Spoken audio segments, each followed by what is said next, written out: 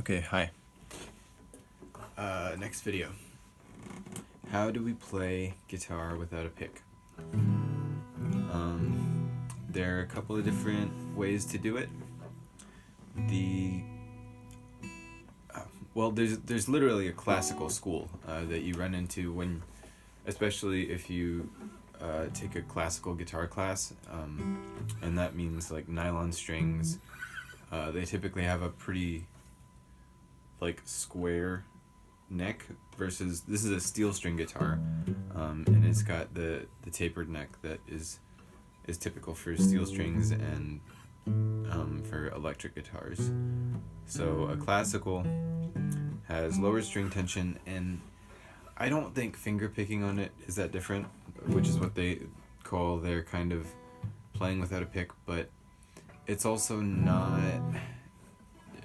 it doesn't cover the full range of ways that you might want to play, because it's pretty much one string at a time with one finger. And they do have methods. Their method for strumming, I think, is pretty much strike the strings with the back of your fingernails. That's going to give you a really bright sound, and it's good. It's a good thing to be able to do for especially like country music, or playing in general. I think it's kind of tinny sounding if you're going to be playing with yourself singing all the time. So they also have you typically still play the bass lines in classical guitar with your thumb. So like if we take an A minor chord, this is a pretty standard progression. This is the minor 1, so A minor, and then the minor 5, so E minor, and you might just go back and forth between those.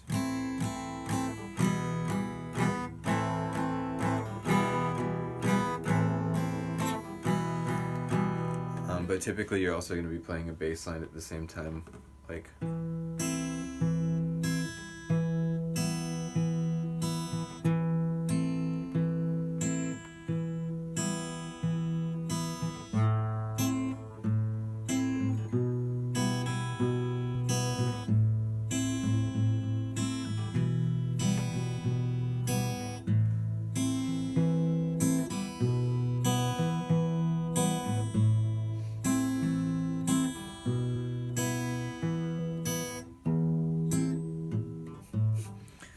You get the idea. So you might go back and forth between the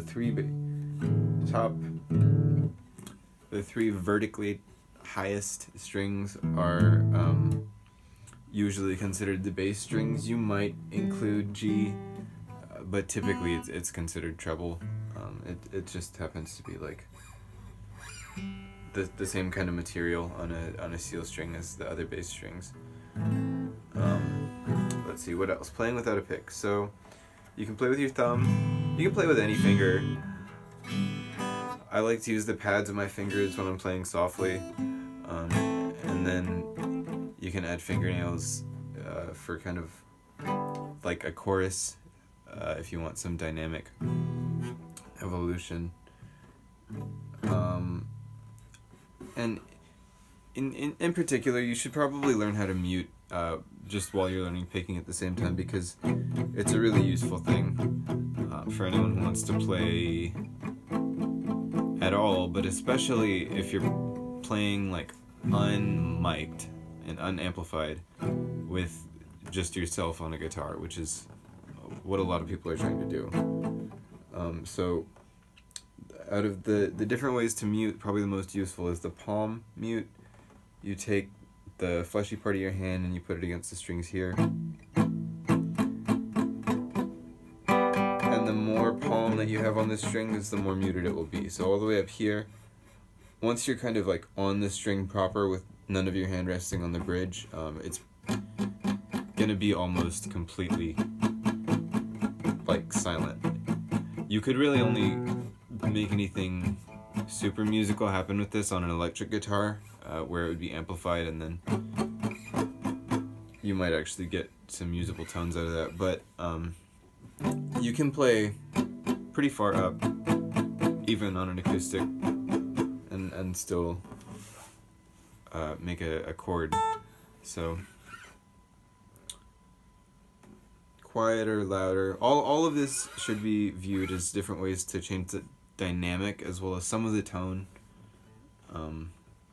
But the way that it changes the tone is going to depend on your guitar and lots of other things. You can also mute with a pick. Let's see, is there anything else? Some things that you can do with a pick, you're just not really going to be able to do without one. So like tremolo picking, really fast. I can kind of do it with a fingernail here, but this is what picks are made for, is really fast articulating. But a lot of the other playing speed things can be like, if you're using hammer-ons and stuff,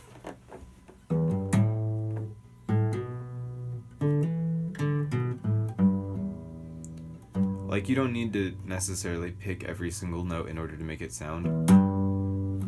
The louder that the initial pluck is, the louder you're going to be able to hammer on.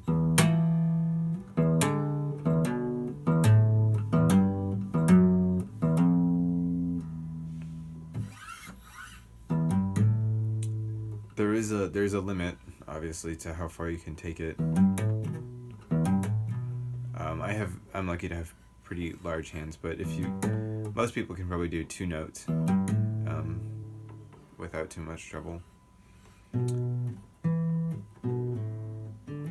And you can see it's not just hammering it on, but you can pull it if you know that the open string or a lower fretted string is in the scale that you're trying to play, you can pluck with the fretting finger.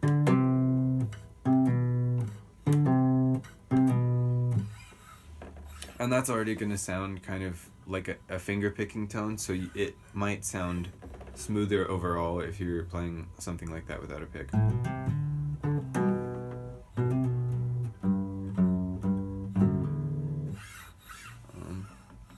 Yeah, I think that pretty much covers everything. Next, I'll try to get to tabs. And once you have tabs, chord charts are... You almost don't really need to learn how to do chord charts. They're pretty intuitive, but it's good to see what they look like. So, peace.